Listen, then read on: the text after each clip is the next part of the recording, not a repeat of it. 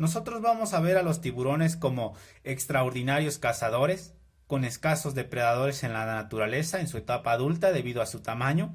Van a tener un cuerpo hidrodinámico, mandíbulas con varias hileras de afilados dientes, por acá lo estás viendo en la parte de la pantalla, y van a tener diferentes fuentes de alimentación, sobre todo escualos más pequeños, aunque realmente su tamaño puede variar, puede haber algunos muy pequeños como de 30 centímetros hasta de dimensiones considerables. Vamos a anotar un pequeño concepto.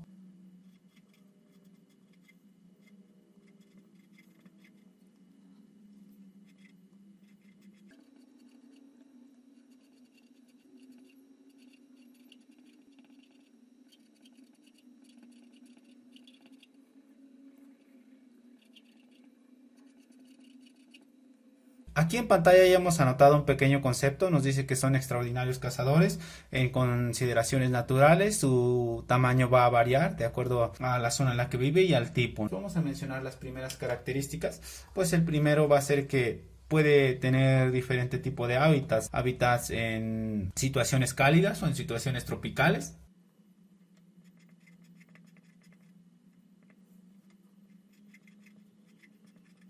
Vamos a tener zonas costeras, también vamos a tener océanos abiertos, depresiones profundas. Vamos a mencionar que también pueden adentrarse a situaciones tropicales.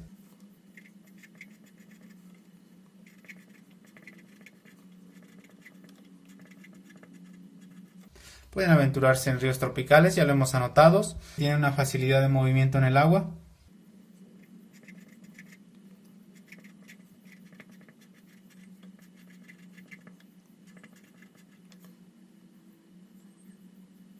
Vamos a mencionar una diferencia con los peces óseos. Para el caso de nuestros tiburones tienen aletas rígidas que no se pueden flexionar ni doblar.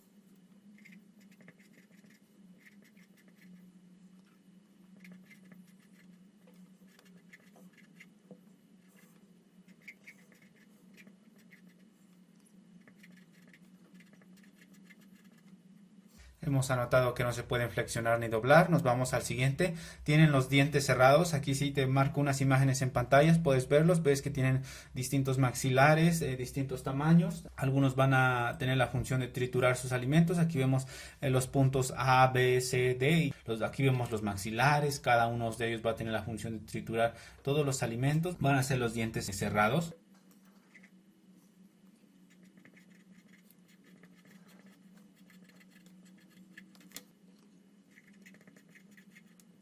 Aquí ya hemos anotado que tienen los dientes cerrados y afilados. Los cerrados van a servir para cortar el alimento y los afilados van a servir para agarrar a la presa. Vamos a anotarlo como característica esencial también para que cuando estés trabajando en un ambiente acuático, un ambiente de reserva de protección a la vida animal, pues tengas un poco de conocimiento, ¿no? Entonces aquí vamos a anotarlo con color naranja.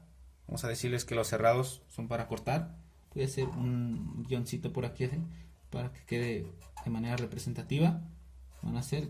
Tienen la función de cortar los alimentos, de ir haciendo más pequeños para que se lo pueda comer. Y los dientes afilados van a servir para agarrar a la presa, para que no se escape. Entonces vamos a ponerle aquí a agarrar a la presa.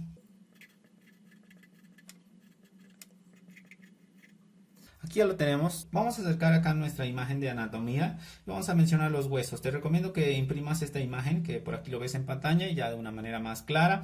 Vas a tener las vértebras, vas a tener que en esas vértebras está compuesto por un arco, por el cuerpo, vas a tener la aleta dorsal, el intestino interior, vas a tener el estómago, vas a tener los riñones, la médula espinal, la cuerda, la aleta caudal, vas a tener también la aleta plévica que se encuentra en la parte inferior de nuestros tiburones, vamos a tener el hígado, las aletas, el corazón, el elemento más esencial de toda la vida porque es el que se encarga de bombear toda la sangre que requiere el cuerpo. Vamos a tener aberturas viscerales, vamos a tener la boca, el encéfalo faringe, que también nosotros los humanos también tenemos faringes, vamos a tener el cráneo y vemos su forma su morfología del tipo de los tiburones. Y bien, vamos a la siguiente hoja para continuar, para ver la alimentación, etcétera. Vamos a ello. Para el caso de la alimentación de nuestros tiburones, vamos a tener diferentes tácticas para cazar a sus presas, es decir, ya ellos tienen una secuencia básica de cómo capturarlas.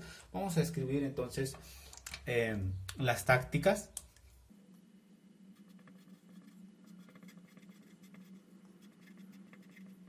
Ya lo hemos anotado, decíamos que tienen diferentes tácticas de alimentación. El primero va a ser que los tiburones depredadores realizan persecuciones cortas y muy rápidas.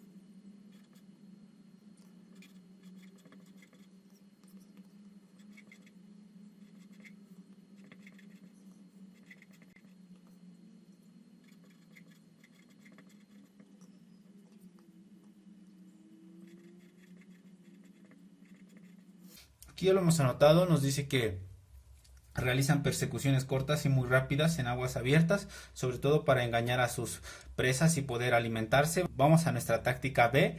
Ahí va a haber otras especies que simplemente registran un área en donde haya presas sedentarias o de movimiento lento o excavan en busca de alimentos encerrados. Entonces vamos a anotar en nuestro punto B.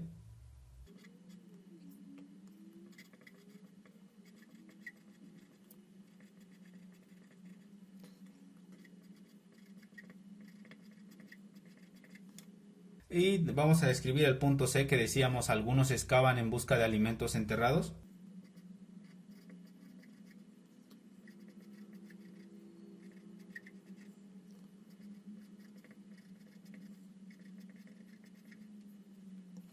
Vamos a mencionar el punto D, carroña.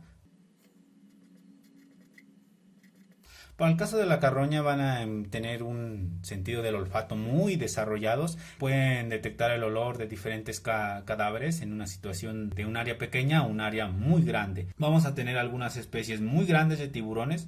Vamos a nuestro punto E. En nuestro punto E vamos a asociar al conjunto de tiburones más grandes que tenemos y estos se van a alimentar por filtración o por filtro.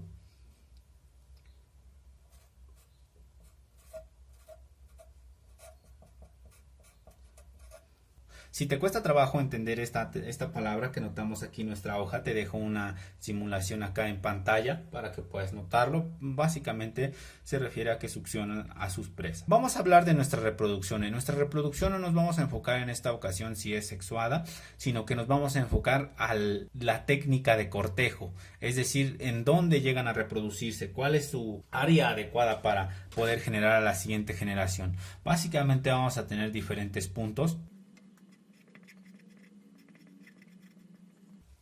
Vamos a tener las bahías costeras. Si tú no sabes qué es una bahía costera, por acá en la pantalla te dejo un ejemplo. Vamos a mencionar nuestro punto B. Nuestro punto B van a ser los arrecifes. Vamos al punto C, los atolones. Por acá te lo estoy marcando en pantalla para que lo puedas ver. Vamos a mencionar por qué en estas zonas los cortejos se llevan de manera exitosa. Básicamente porque aquí se encuentran todos los alimentos esenciales que los peces jóvenes puedan ayudarlos a crecer, a desarrollarse. Entonces vamos a anotarlo por acá.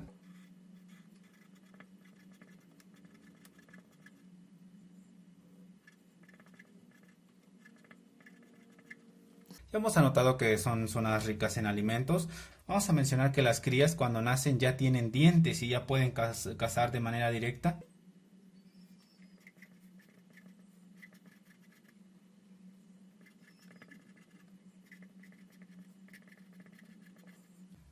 Para el caso de los tiburones jóvenes van a tardar hasta una década para llegar a la madurez.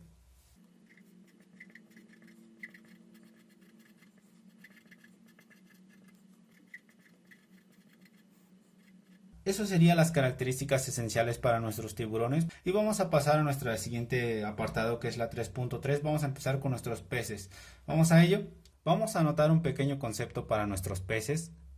Van a constituir el grupo de vertebrados con mayor diversidad de formas de vida y de hábitats. La mitad de las especies de los vertebrados del planeta se considera que son peces. Y aproximadamente existe una cantidad de 32.500 especies de diferentes peces. De esos, el 50% van a habitar de manera temporal o total en ecosistemas de agua dulce, es decir, puede vivir en diversos hábitats. Vamos a anotar este concepto de una forma resumida.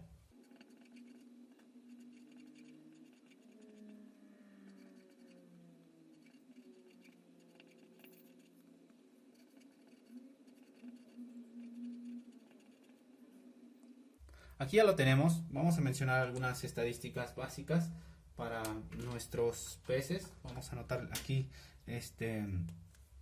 algunas cifras. Aquí en cifras decíamos que la mitad de especies de vertebrados en el planeta son peces o se consideran peces. Lo anotamos.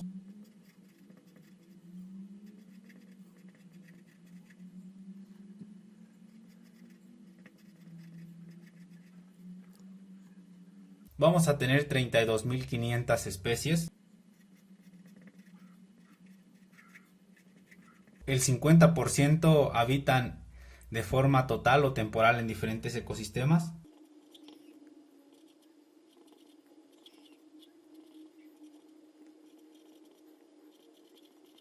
Vamos a las características. Dentro de las características vamos a mencionar algunas tantas. Vamos a mencionar que pueden habitar desde fosas oceánicas a 7.000 metros de profundidad hasta ecosistemas de más de 5.000 metros sobre el nivel del mar. Es decir, por aquí en pantalla te dejo una simulación de cartografía que seguramente lo estás viendo. Puedes ver una zona montañosa y una zona marítima. Puede vivir hasta 7.000 metros de profundidad de esa zona cero y 5.000 hacia arriba, para que notes la diferencia.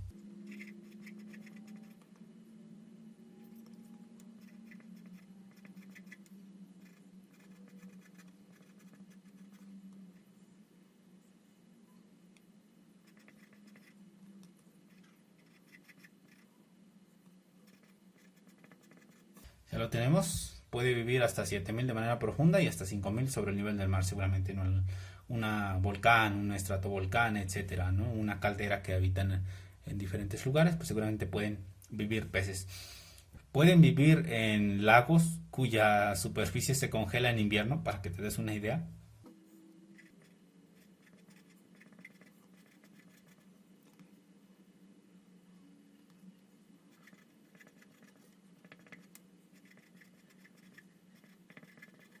También va a tener el otro contraste, así como puede vivir en zonas de plano muy con temperaturas por debajo de los 0 grados, puede alcanzar a vivir en sitios con temperaturas hasta 40 grados.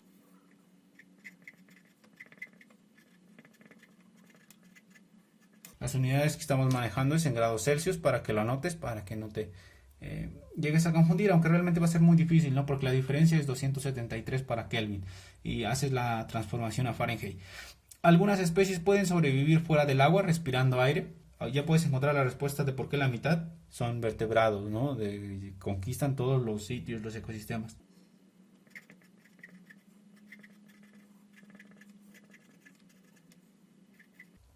Inclusive algunos se van arrastrando hasta encontrar agua. Es un elemento esencial de las redes tróficas, seguramente en ecosistemas lo vas a ver. Sin embargo, para asegurar, vamos a explicar de una vez qué es una red trófica. Una red trófica forma parte de la cadena alimenticia, inclusive en algunos libros lo vas a encontrar como sinónimos. Las redes tróficas van a estar asociados a las diferentes fuentes alimenticias, es decir, a lo mejor de una larva alimenta un insecto, de ese insecto lo alimenta un reptil, de ese reptil lo puede alimentar una especie carroñera y así sucesivamente. A eso va a referirse la red trófica. Y uno muy esencial para ustedes, el 75% de producción mundial de pescado se usa para consumo humano. Entonces aquí tú puedes generar diferentes estrategias para diferentes platillos de peces. Pueden soportar salinidad algunas especies. Si tú no sabes qué son las condiciones de salinidad, pues son cuerpos de agua cuyo sabor es salado. Contienen alto contenido de cloruro de sodio y diferentes oxalatos, que por acá en pantalla te lo dejo, aunque en climatología o en alguna materia asociada a hidrología lo vas a encontrar. Vamos a mencionar algunas especies que no son consideradas especies dulceacuícolas en nuestra hoja. Vamos a ello. Vamos a poner una hoja aquí en pantalla. Te recomiendo que anotes las especies porque los puedes llegar a confundir con especies dulceacuícolas. Vamos a tener de manera general los pataos, los cuberas, los agujones, los abalos, robalos, mojarras, etcétera, ¿no? Inclusive hasta algunos tiburones juveniles los puedes llegar a confundir como especies dulceacuícolas. Sin embargo, su ambiente es netamente salino, para que lo tengas de base para anotarlo. Vamos a la siguiente hoja para continuar. Vamos a continuar con nuestros métodos de inventario y monitoreo. Aquí nosotros tenemos en pantalla dos palabras. Vamos a tener de manera general por ciencia, por pesca. Aquí es de manera general porque puedes encontrar distintas clasificaciones, distintos libros. Vamos al punto científico, al punto técnico, ¿no? Por ciencia vamos a encontrar sobre todo el ambiente de biología, entonces estudios de ecología. En ecología seguramente van a ser biografías, diferentes fotografías de diferentes peces. Vamos a tener también el ambiente del comportamiento biológico a nivel espacial, es decir, cómo se distribuyen en las zonas del Ecuador, en las zonas cercanas a los polos, en las zonas cercanas a sitios con relieves muy superiores a los 1000 metros de altura sobre el nivel del mar, que se le va a denominar de manera general, que es el que se integra en el aspecto de biogeografía. Una vez que hemos anotado, vamos a anotar la esencia básica, la biología. Vamos a mencionar también nuestra área, que nosotros no lo tenemos por aquí, pero vamos a mencionar turismo como actividad sobre todo de inventarios, no de ir a pasarla bien, sino que aquí es la parte científica, la parte técnica, la parte que ves su evolución, su cambio, sus amenazas, que lo afecta, cómo va viviendo, cómo se reproduce, etcétera. Entonces aquí vamos a hacer un turismo como de inventarios para que pueda seguir existiendo los peces a nivel futuro, una visión sustentable. Vamos a anotarlo tal cual para que no se confunda turismo con visión sustentable. Aquí realmente si tú has leído diversos autores te das cuenta que ya toda la ciencia dicen ecología sustentable, economía sustentable, desarrollo industrial sustentable, pero son muy pocos los que sí realmente le dan esa visión sustentable. La mayor parte les interesa la parte del ingreso a corto plazo, y ese ingreso a corto plazo pues sí se consigue, sin embargo altera el ambiente, altera el sitio geográfico. Vamos con nuestra parte 2 por pesca. Aquí nuestra parte de pesca puede desarrollarse como fuente de alimentación sobre todos, y van a ser sumamente importantes debido a los patrones de riquezas de especies, a la distribución, los diferentes platillos que puedes estar generando, etcétera. Pueden hacerme preguntas basadas en interrelaciones ecológicas o interrelaciones geoespaciales para ver la parte biogeográfica. Vamos a nuestro punto 2 para continuar por pesca. Dentro de nuestras pescas vamos a tener de manera general dos tipos de pescas: los métodos activos y los métodos pasivos. Vamos a anotarlo.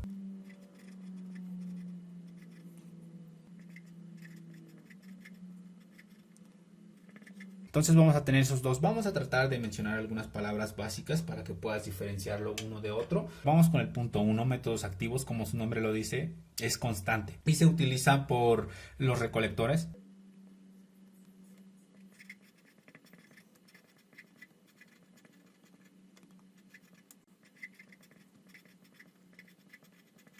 Vamos a mencionar algunos ejemplos. Algunos no son tan éticos que digamos, lamentablemente, ¿eh? Atarrayas, chinchorros. De manera general vamos a dejar esos dos de momento, aunque aquí hay uno que se le denomina pesca con electricidad y lamentablemente pues también no es tan visto con un poco de sensibilidad o tacto hacia nuestra fauna, un respeto hacia nuestra naturaleza. Vamos con los métodos pasivos. Estos se colocan de manera tranquila, sin que tengas que estar ahí, y posteriormente son revisados para la recolecta de peces.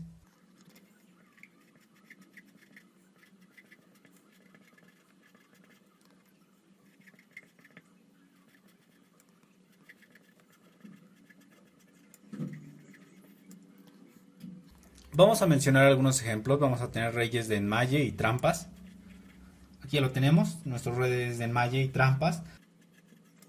Vamos a continuar mencionando algunos ejemplos, van a aparecer en la parte derecha y por acá los voy a ir anotando. Vas a tener, por ejemplo, algunos peces. Aquí tenemos al bocachico, lo anotamos.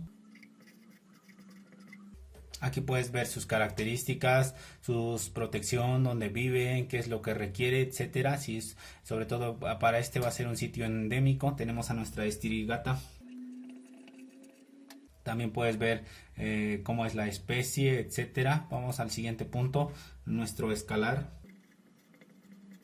También puedes notar el nombre científico, la regulación y protección para que no se extingan, cómo viven, características extraordinarias, el tecunare. También estás viendo sus características, dónde viven, por qué es importante, etcétera. Vamos al siguiente, valentón. Vemos que va a habitar sobre todo en cuestiones de ríos, en cuestiones de cauce principal bajados en aguas blancas o negras claras, etcétera. Vamos al siguiente, vamos a tener nuestro bagre rayado. De momento vamos a dejar únicamente estas especies, aunque para el caso mexicano pueden existir otras especies como carpa, sardina, etcétera. Vamos a la siguiente hoja, vamos a escribir de manera general el conjunto de peces, pero ahora de ambiente marino, de ambiente salado. Vamos a ello. Aquí en pantalla tú ves la palabra características y los peces marinos. Vamos a notar como primera característica que su hábitat más importante son las zonas costeras con aguas adentro.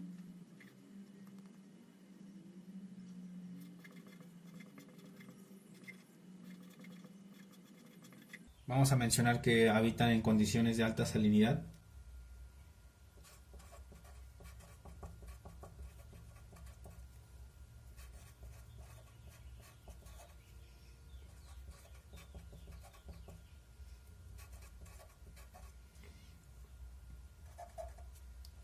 Pueden soportar distintas presiones, aunque realmente van a estar en la zona más cercana a los 0 metros sobre el nivel del mar. Existe diversos tamaños. Aquí en los tamaños van a ser sobre todo diminutos comparado con los tiburones que habíamos visto anteriormente que alcanzaban ya unidades en metros. Aquí no son tan grandes como ellos. Van a existir de manera total o parcial a lo largo del año.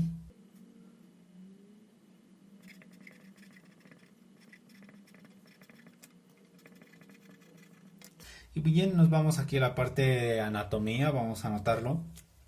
Como puedes ver ya está en la imagen, simplemente vamos a ir mencionándolos para que lo tengas en cuenta. Aquí ves la palabra anatomía, puedes ver que vamos a tener aperturas branquiales, las aletas, la segunda aleta, la aleta caudal que le va a permitir generar movimiento para desplazarse de un lugar a otro, capturar sus presas. Vamos a tener la parte excretora donde van a desechar todo lo que ya no necesitan, la aleta pélvica. Vamos a ver otro tipo de especies, vamos a tener un orificio nasal. Vamos a tener las aperturas branquiales, la aleta dorsal, la segunda aleta dorsal, también su aleta caudal, la apertura bucal, etcétera. Te recomiendo que anotes este dibujo en tu cuaderno. Y bien, pues eso sería todo por esta semana. Hasta la próxima.